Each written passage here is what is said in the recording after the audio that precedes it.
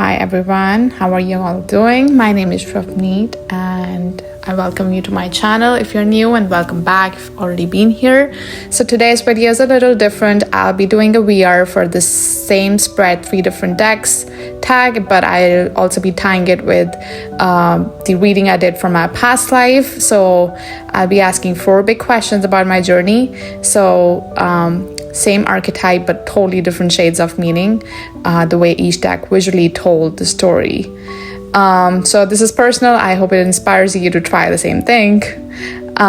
So I'll be using these 3 decks today: Radiant Wilds Tarot, Fairy Tale, Tarot Landscapes. I'm sticking to my summer picks. So this is Radiant Wilds Tarot with nice gilding. I've shown this deck. Okay. Next is Fairy Tale Tarot. Really whimsical, magical. I thought this would be a nice change to the reading. Next is Tarot Landscapes. I thought it would be interesting to see how I can see this landscapes for this particular reading. So stay tuned.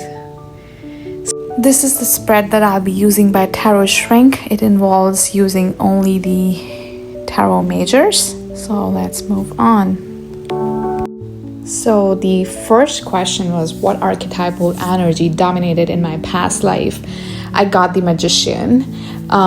So I think this version of Magician here is a curious boy. He's unlocking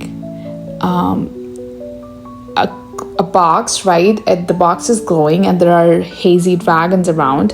So to me, it represents like unlocking hidden powers. Maybe the dragons flying around are not scary to him. They are almost like maybe representing mental strength or, untapped potential.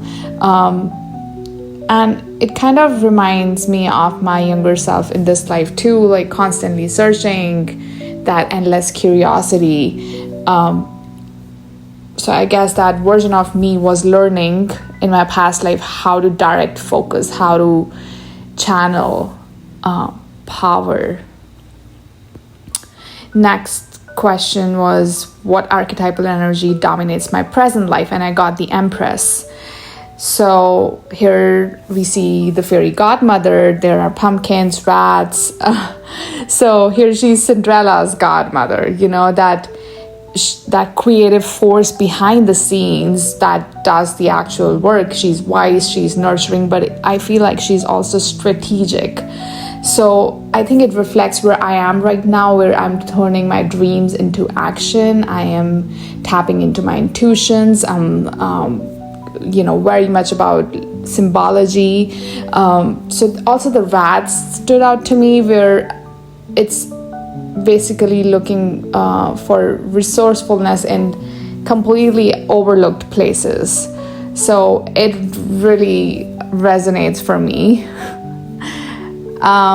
Next was, what major lesson is this archetype here to teach me? And I got the Moon. So this version was interesting. There's a sleeping beauty, there's vines, there's stars, there's a cat, open window. It's exactly how I sleep. I have a cat. I love moonlight. Even the bed looks similar. So I think here it was very dreamy. It made me think of the times, I've been stuck in old patterns or unconscious fears. I think the lesson here feels like to wake up, look within, but gently, that's how moon energy feel to me. And the next question was, why is this lesson important to the evolution of my soul? And I got the World card, and here we see a golden castle on the horizon. There are calm waters. This image feels like a promise. I love castles, havelis, mahals. I have a thing for them, but okay, let's get back to the point. I think it means that this chaos has a point, that this journey leads to integration. It made me feel like I am getting closer to my inner home, so to speak. So yeah, this was an interesting take. So I will go forward and bring the next deck. Stay tuned. So now we move on to tarot landscapes. Here, let's look at the Magician. Again, the question was about past life energy. So this version is very much like there is this tree, and you can see a magpie. You can see the tree from above. It's a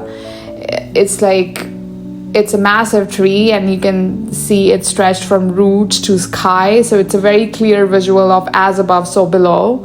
So the Magician here is not a kid. I feel like he's an artist, a collector of moments, of knowledge. It made me realize maybe my past life wasn't just about learning, it was about transforming and remixing the pieces of life into something beautiful. Next was the present life energy, and it was Empress. And here we see a pregnant doe in a forest. This is so beautiful. I love this deck. I mean, I've just started to use it, but I love it. So this Empress is like nature itself. She is nourishing not just herself, but the baby inside as well. But it also feels like everything around her feels nurtured by her.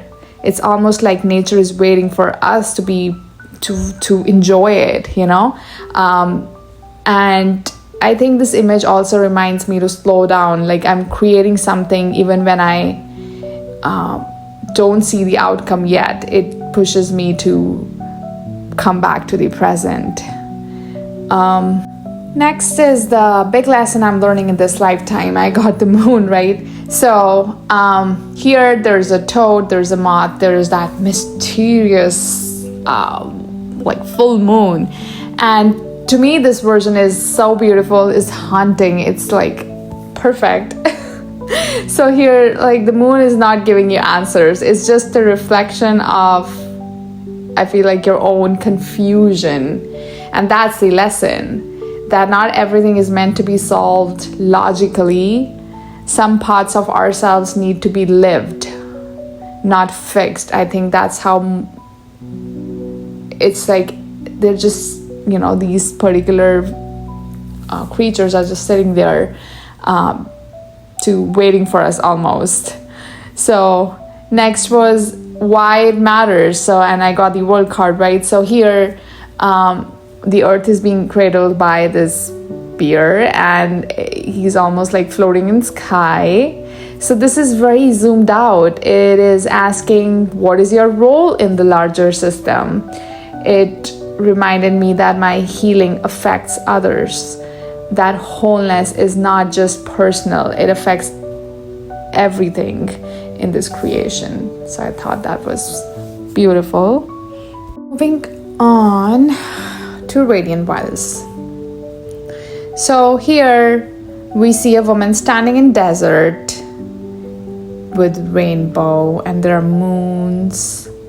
So this one's quieter. She stands alone, totally centered. I feel she feels like someone who's already learned to connect the inner and the outer world. She's grounded in the present, but almost is otherworldly.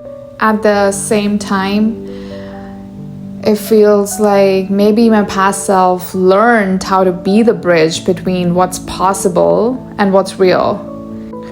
So next, the Empress for the present life energy. We see a woman in a flowered dress touching stars. I think here she's both rooted and reaching. One hand is in the earth, the other is touching the cosmos. So that contrast, grounded yet expansive, is how I'm actually trying to live, creating not just for success but for wholeness, being real, right? Not perfect. So next is what's the big lesson I'm learning in this lifetime. And so here we see a woman like Anubis hybrid there's dark waters. I guess she's owning her duality. I see confidence in the way she's standing. This feels like an invitation. Don't run from your shadows. That's where real integration happens. And the white matters, right? So here the woman is holding planet in the world card. There's double rainbow. So this version is radiant, joyful, feels like a literal level up. It feels like saying if you face your inner wall, you then get to walk into the next one. So I think that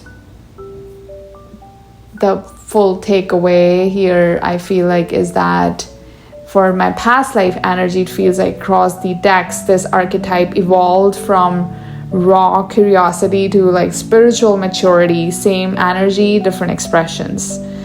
So that was really interesting. For the present life energy, the Empress, I think, taught me that I'm in a season of growing something, maybe myself, and each deck reflected where I'm nourishing, where I'm stretching, and where I still need care.